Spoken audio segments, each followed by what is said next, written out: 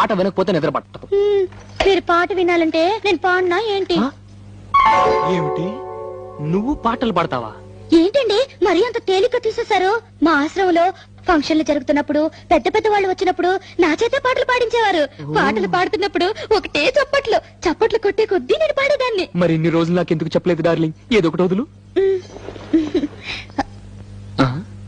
తలుపులు ముయ్యండి. ఏ ఎవరిని వింటారనా? కాదండి, నా పాట మీరు తప్ప మీరు ఎవ్వరూ వినకూడదు. నా పాట మీకే అంకితం. ఓ ఏం కొట్టేవే నచ్చలక. వస్తానుండు, నీ పాట నాకే అంకితం. ఓకే, ఏది పాడు.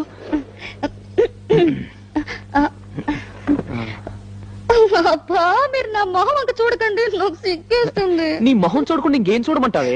మీరు వెనక్కి తిరగండి. నా దగ్గర ఎందుకు సిగ్గు? మీరు వెనక్కి తిరుగుతాను నా పాడతాను. ఓకే ఓకే ఓకే, నా వీపు చూసి పాడు పాడు. ఆహా.